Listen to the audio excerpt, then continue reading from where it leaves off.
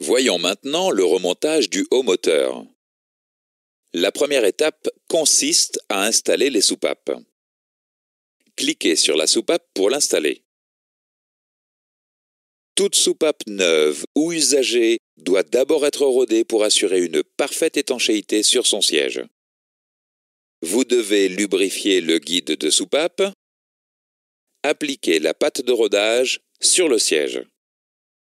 Et faire tourner la soupape sur elle-même au moyen d'un outillage spécialisé.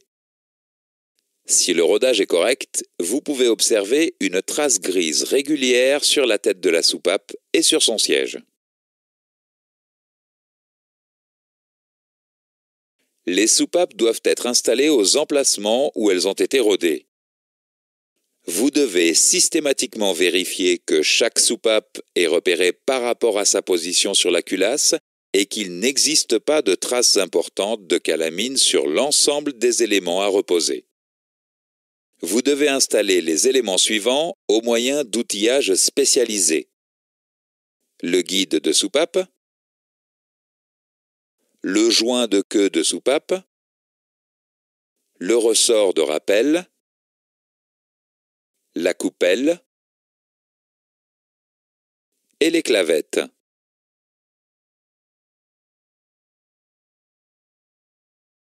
Voyons maintenant le remontage du joint de culasse.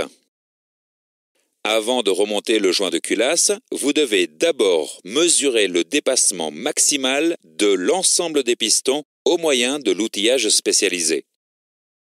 Vous devez ensuite mesurer l'épaisseur du joint de culasse déposé. Pour certains moteurs, vous devez en plus mesurer la hauteur d'axe du piston pour déterminer l'épaisseur du joint de culasse à reposer. Dans tous les cas, vous devez vous reporter à la documentation technique pour connaître les procédures spécifiques à chaque moteur. Voyons enfin le remontage de la culasse sur le bloc cylindre.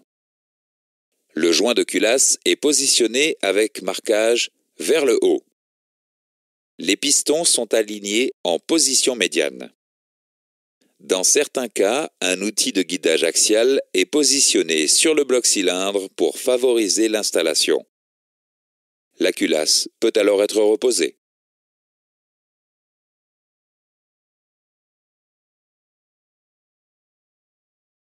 La repose de la culasse se termine par le serrage en ordre de l'ensemble des vis à un couple déterminé pour assurer une parfaite étanchéité.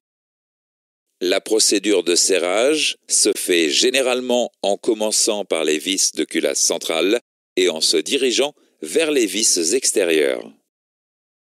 Vous devez impérativement vous reporter à la documentation technique pour connaître les ordres et les valeurs de serrage. Le serrage d'une vis de culasse est généralement donné en couple et en angle.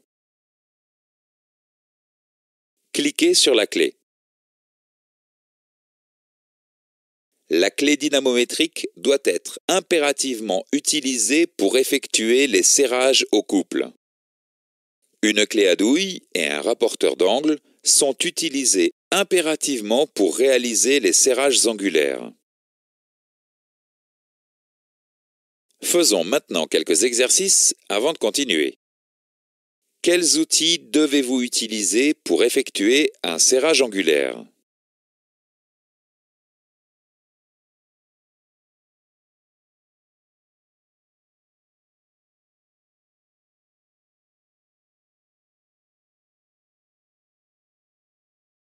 Quelle doit être la position des pistons lors du remontage du haut moteur?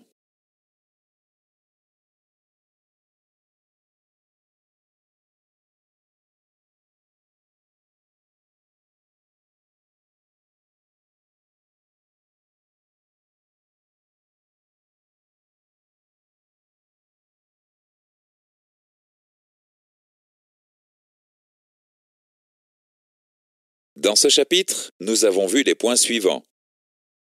Toute soupape neuve ou usagée doit d'abord être rodée pour assurer une parfaite étanchéité sur son siège. Chaque soupape doit être repérée par rapport à sa position sur la culasse. Pour déterminer l'épaisseur du joint de culasse à reposer, vous devez d'abord mesurer le dépassement maximal de l'ensemble des pistons au moyen de l'outillage spécialisé.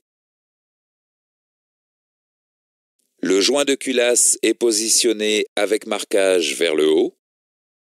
Les pistons sont alignés en position médiane.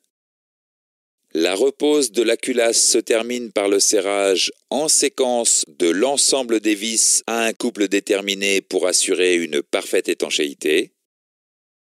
Le serrage d'une vis de culasse est généralement donné en couple et en angle.